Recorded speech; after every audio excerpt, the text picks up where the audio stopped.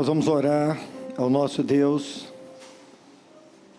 soberano Deus, clamamos pelo poder do sangue de Jesus e suplicamos a Deus uma bênção do Senhor para este culto.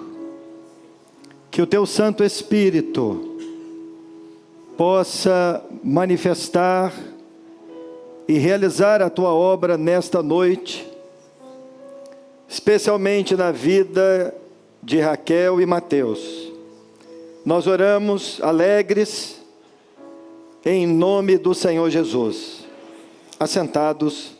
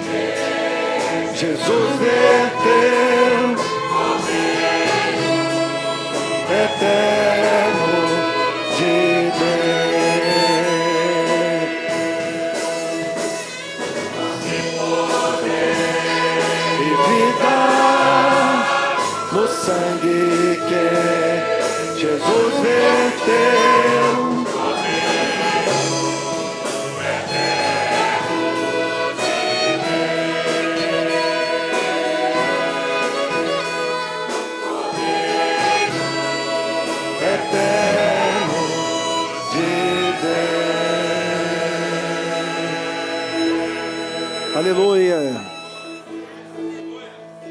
Bendito é o Senhor.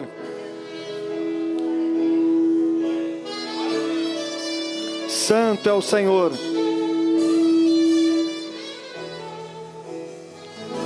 Amém.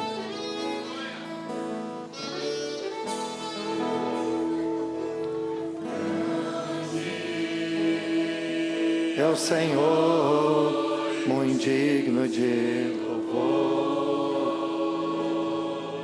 Na cidade do nosso Deus, teu santo monte,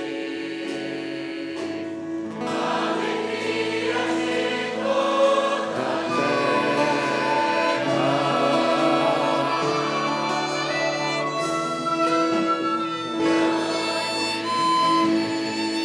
é o Senhor em quem os meus amores.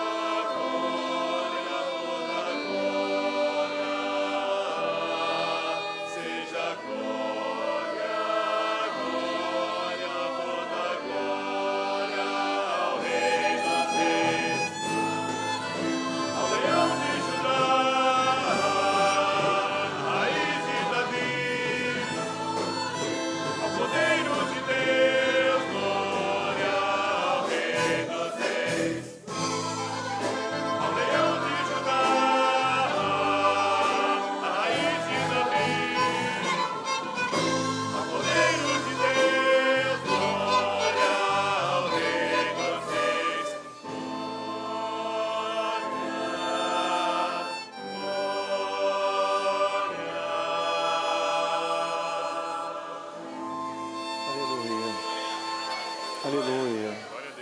Glória a Jesus. Bendito é o Senhor. Estamos aqui, ó Deus, para louvar o teu nome, pois tu nos tornaste servos teus. Louvemos a Deus. Aleluia.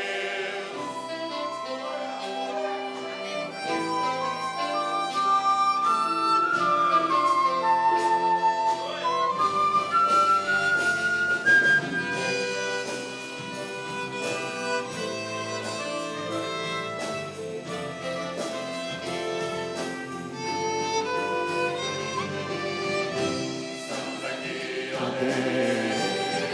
Para louvar o teu nome. pois tu nos tornaste servos teus. Louvemos a Deus. A caminho estamos da nova Jerusalém, cidade eternal que o Pai nos preparou.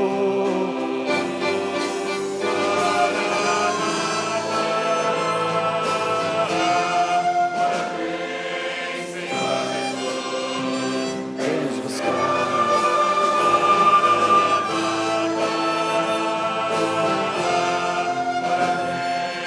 Senhor Jesus, vem nos buscar.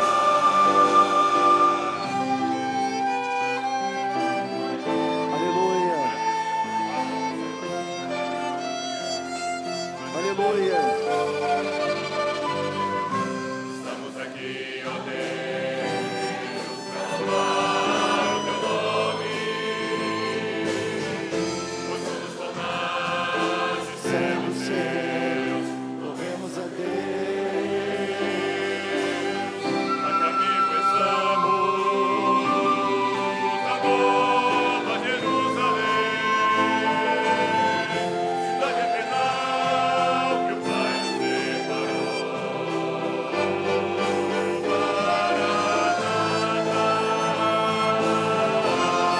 Ora vem, Senhor Jesus, vem nos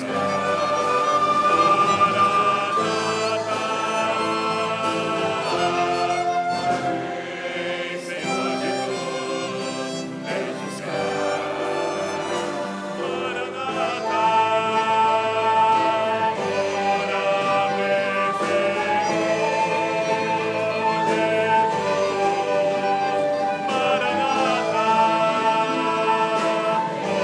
ora vem,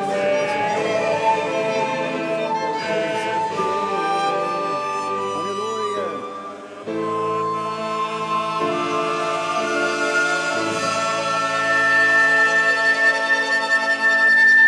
Aleluia. Aleluia.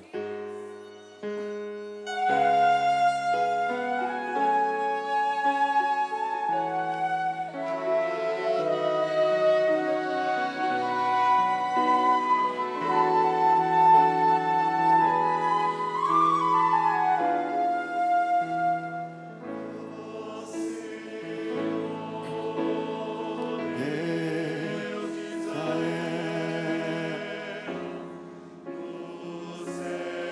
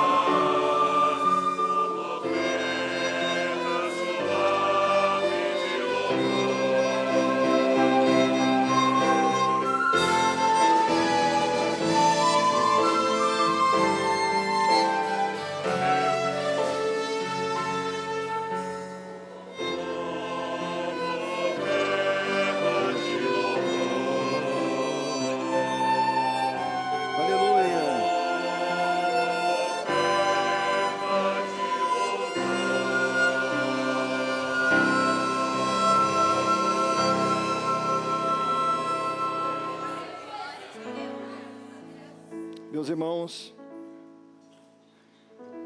nós vamos dar continuidade a este culto de adoração ao Senhor, lendo a palavra de Deus. E para isso, eu os convido a estar de pé por um instante.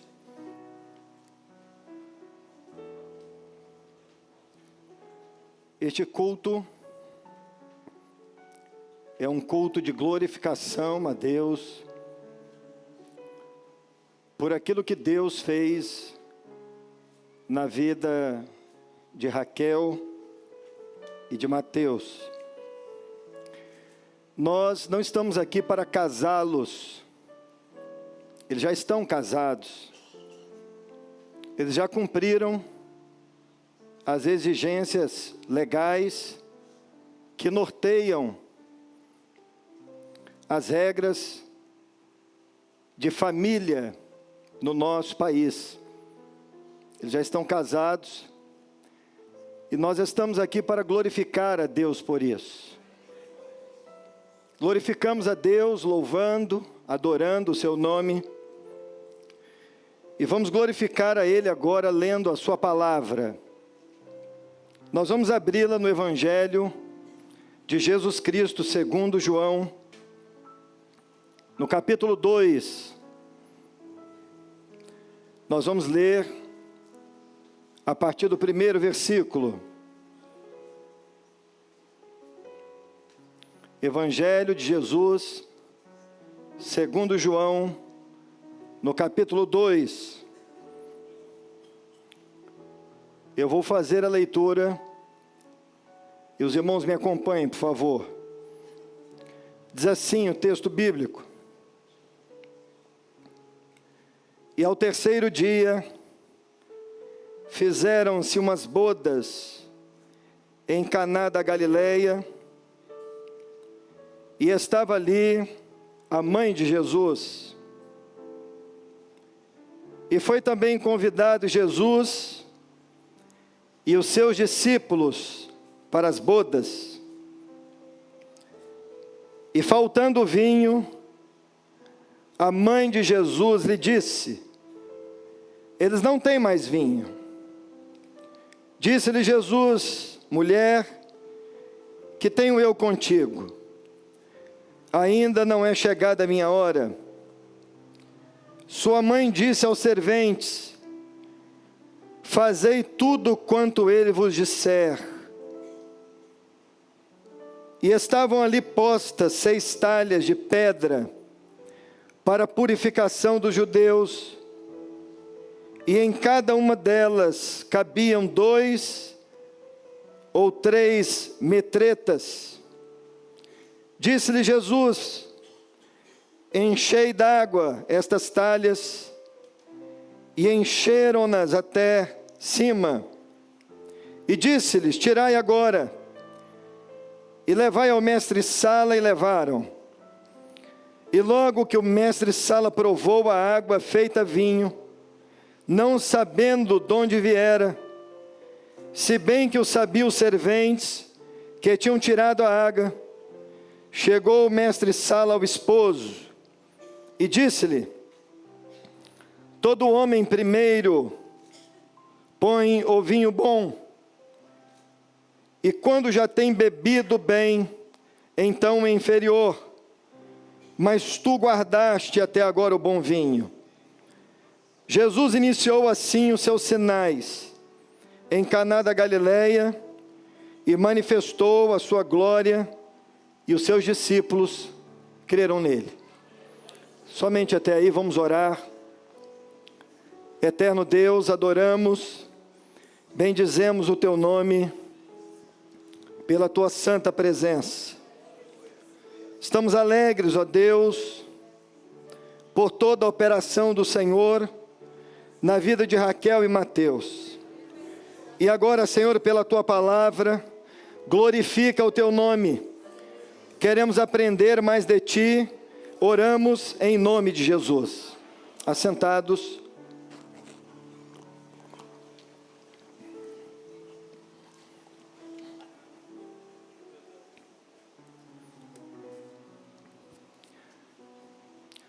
Meus irmãos,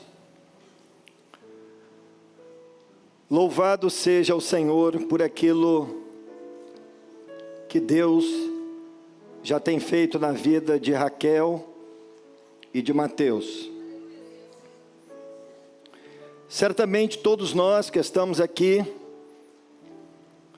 compartilhamos do mesmo sentimento de alegria, de satisfação por aquilo que ao longo dos anos Deus tem feito na vida destes jovens. O que ainda crianças, eles já começaram a servir o Senhor e testemunhar da obra de Deus na vida de cada um. Contudo, este culto de glorificação ao Senhor pelo casamento é fundamental. Mateus e Raquel, que além de tudo aquilo que Deus aqui já vos tem ensinado, é fundamental que Deus hoje, neste culto, através da glorificação do seu nome, Ele deixe para vocês um ensinamento, o que certamente perdurará na vida de vocês por todos os dias. Em função disso, nós vamos utilizar este texto como referência daquilo que Deus quer nos ensinar nesta noite. E boa parte daquilo que vamos pregar e anunciar através da palavra de Deus, o faremos como objetivo de deixar para estes jovens um ensinamento por parte de Deus. De maneira que eu peço licença aos pais que estão aqui, para que, através da palavra de Deus, Deus possa deixar a vocês um ensinamento. Aquilo que vai ser dito, à luz da palavra de Deus, tem como objetivo enriquecer o vosso relacionamento agora de marido e mulher. Portanto, ninguém se incomode. É possível, inclusive, que parte do que vamos pregar aqui, alguém se utilize como benefício para a sua própria vida, porque a palavra de Deus não volta vazia, sem que antes ela cumpra o seu objetivo. E eu gostaria, Mateus e Raquel, de pontuar com vocês algumas coisas que conseguimos enxergar neste texto, e sem dúvida alguma, é fundamental dizer logo de início, que Jesus, antes de manifestar qualquer um dos seus sinais, antes de curar enfermos, de dar vida aos que estavam mortos, antes de multiplicar pães e peixes, Jesus começou o seu ministério num casamento. O primeiro milagre que ele operou, ele fez num casamento. E nós entendemos perfeitamente que esta referência bíblica não se dá ao acaso. Entendemos perfeitamente, Mateus e Raquel, que os planos de Deus a respeito da família, eles são demonstrados e revelados na palavra de Deus, desde o princípio.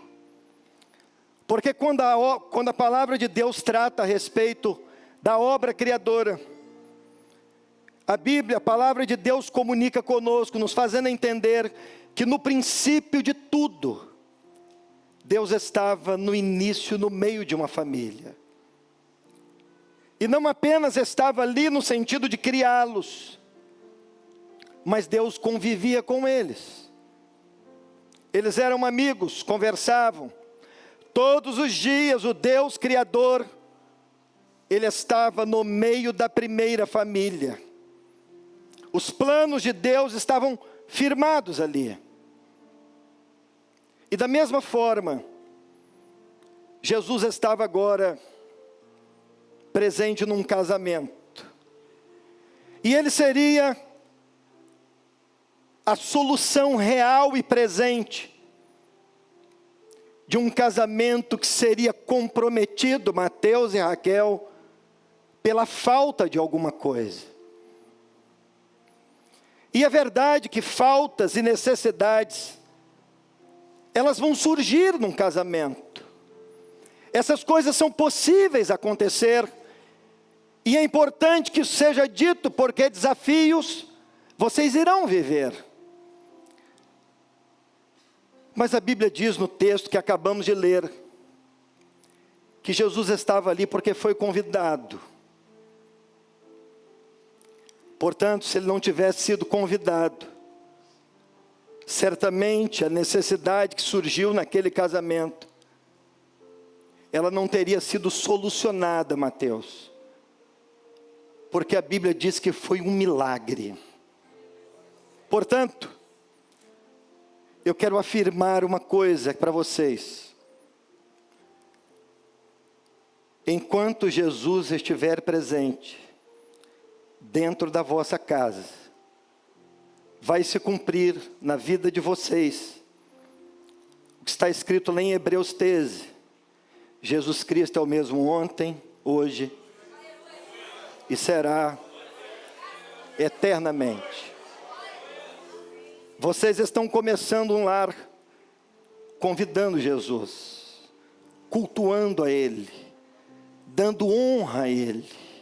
Estejam certos de que se todos os dias da vossa convivência e do vosso casamento isso se repetir, quando qualquer necessidade surgir, ele vai ser avisado, ele vai tomar conhecimento, porque ele estava lá. Percebam que Jesus não chegou de última hora.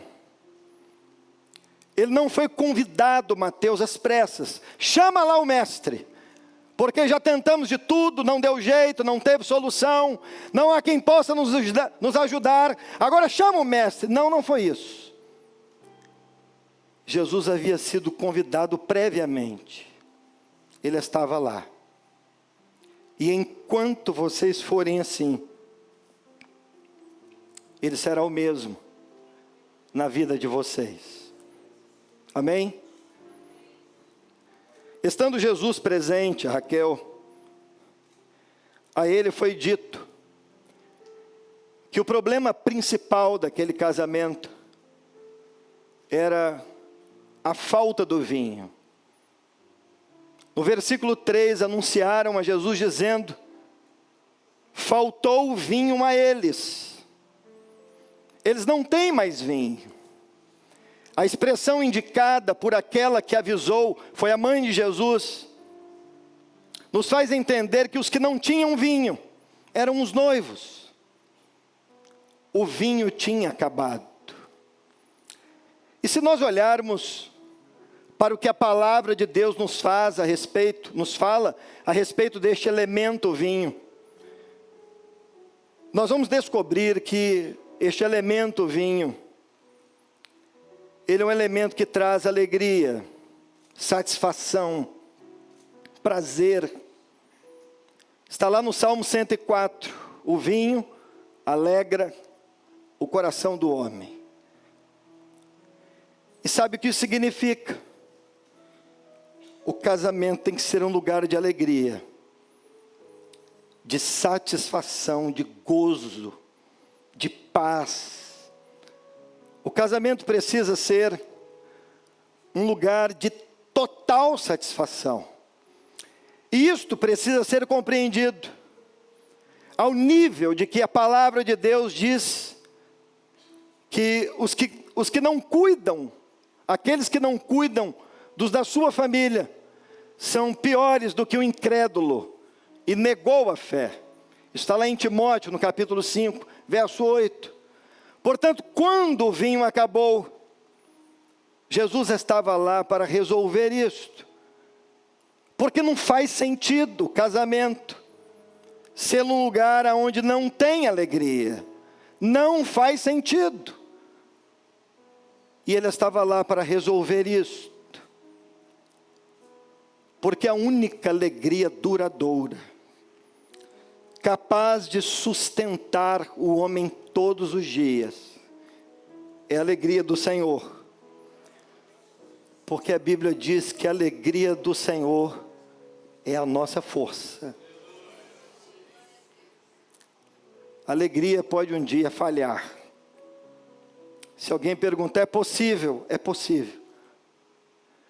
Mas se Jesus estiver presente, Ele tem a solução. Ele é o abençoador. Ele é capaz de renovar todas as coisas.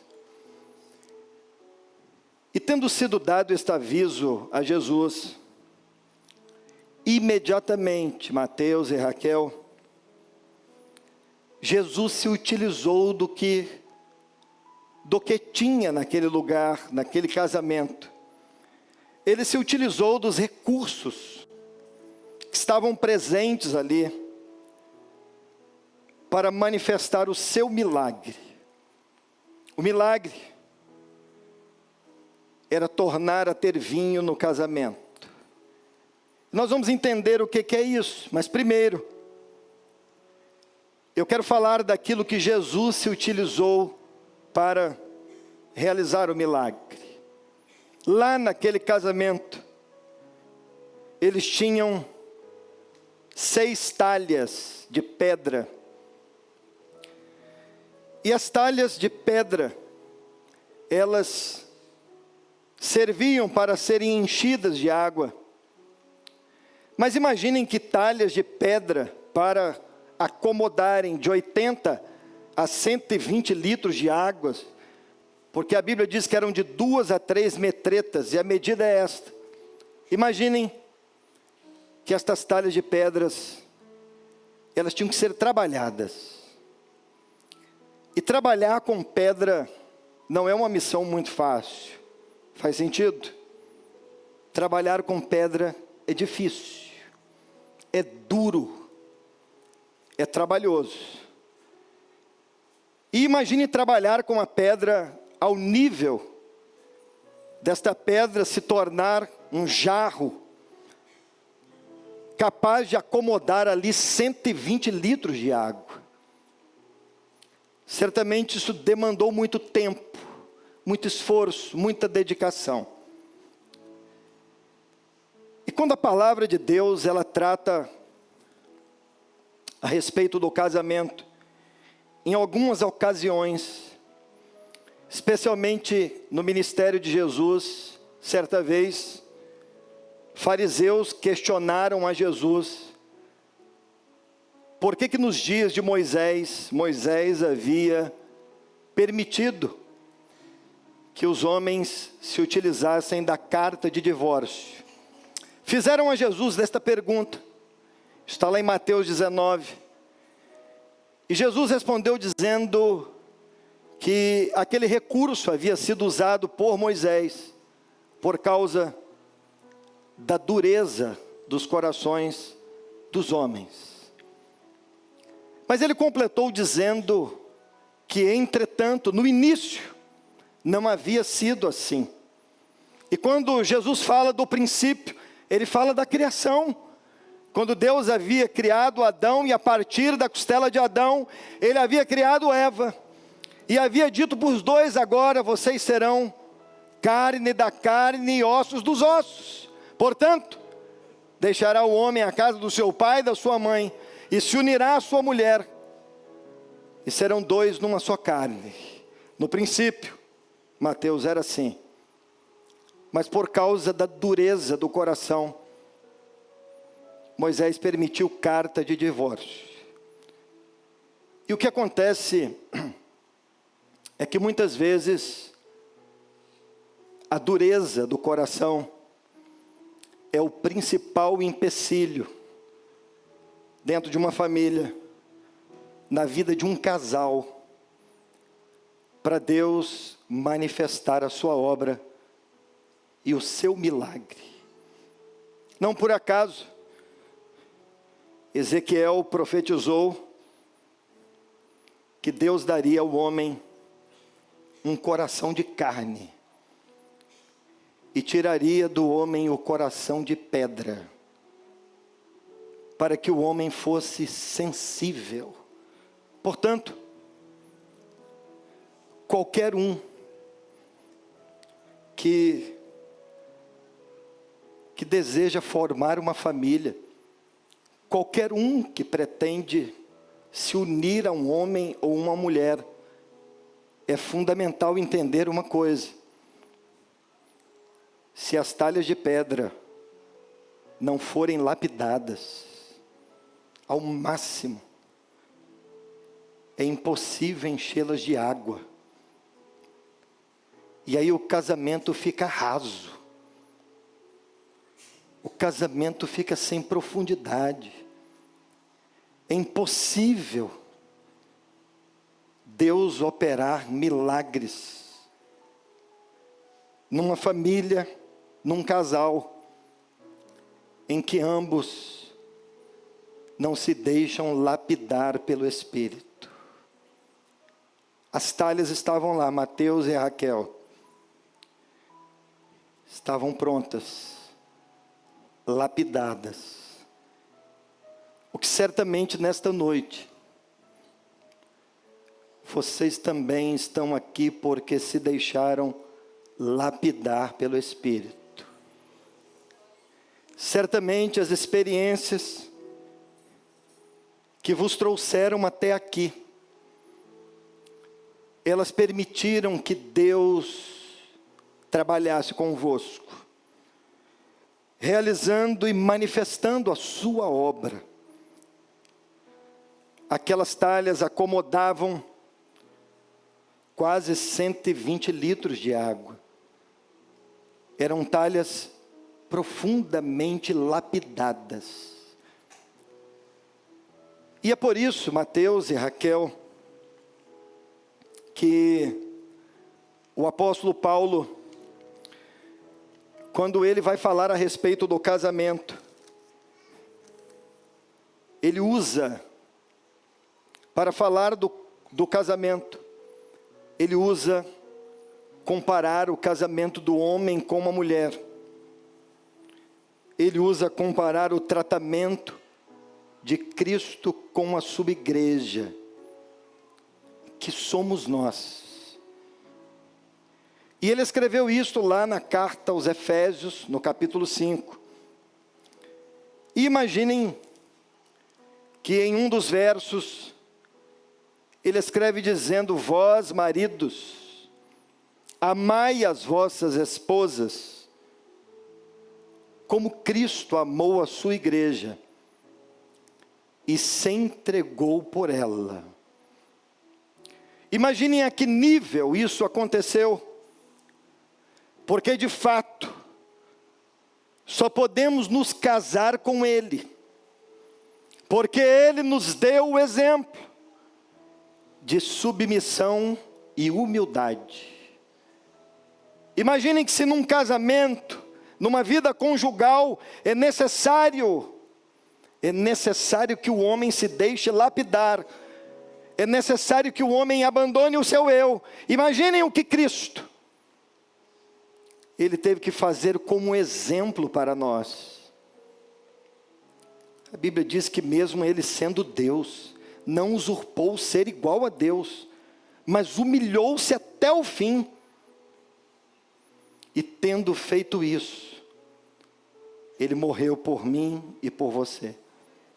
Sabe de uma coisa? Este amor de que Paulo relata na carta aos Efésios,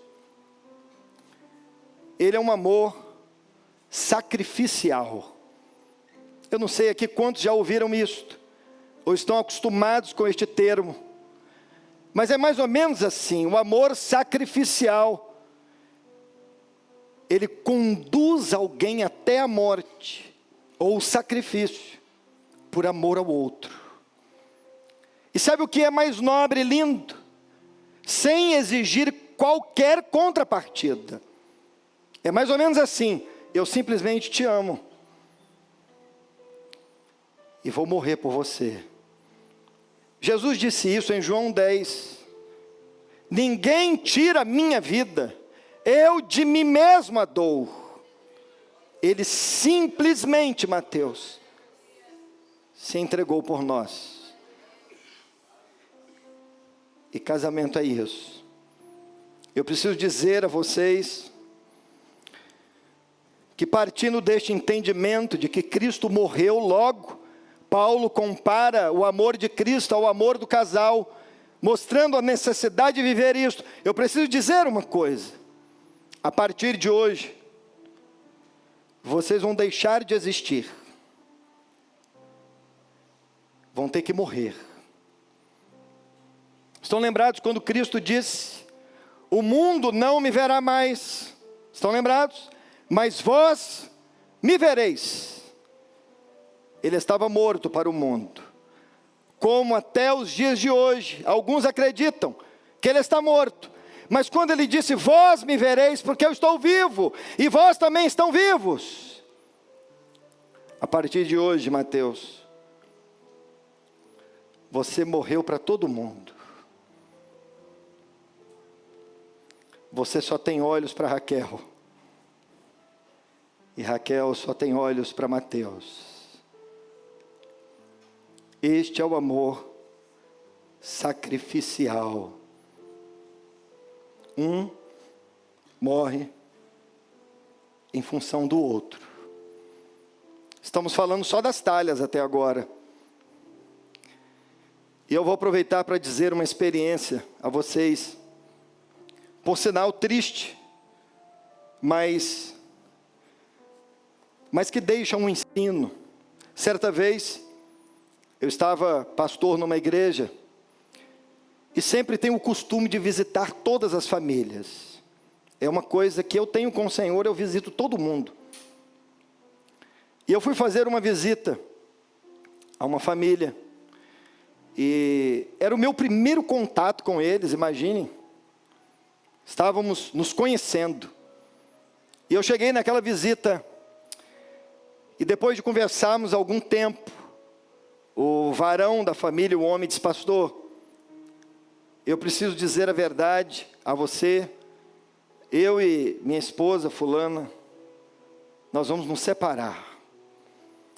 E eu já tinha percebido que tinha alguma coisa estranha, porque eles não estavam ligados com o mesmo espírito que eu estava. Eu já tinha percebido algo assim diferente.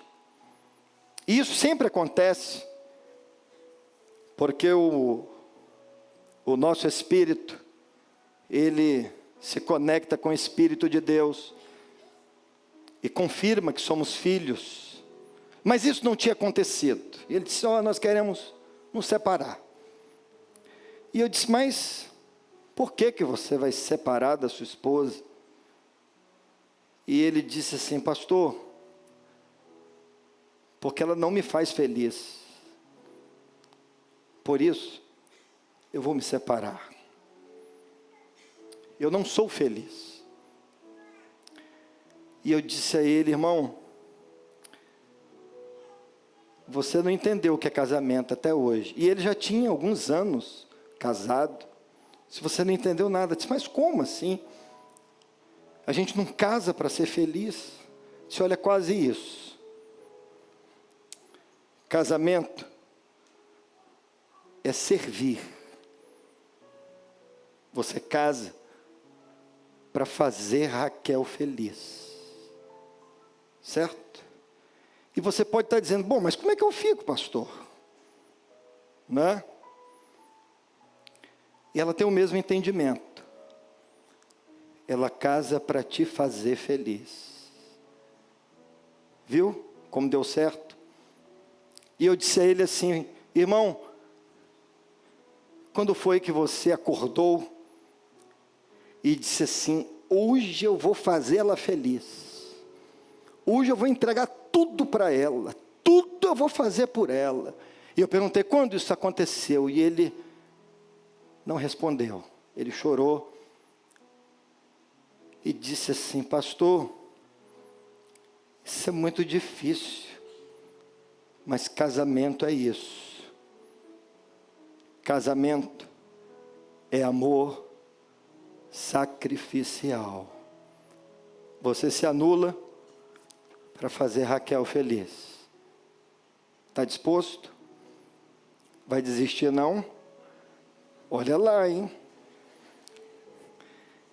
E Raquel do mesmo jeito. Tá bom, Raquel? Naquele dia, as talhas estavam cheias de água. E Jesus manifestou o seu milagre. Porque eram talhas que haviam sido trabalhadas. Hoje, é o primeiro dia de vocês como marido e mulher. Vocês casaram ontem. E percebam que tudo leva a crer que o milagre foi acontecendo de maneira que ele veio à luz no final do casamento. Eram bodas, era uma festa. Porque alguém disse, você preparou o bom vinho para o final. Então, toda aquela operação do Senhor Jesus foi acontecendo, ela foi se desenrolando, até que tudo veio à luz no final do casamento. O bom vinho veio no final. E sabe de uma coisa?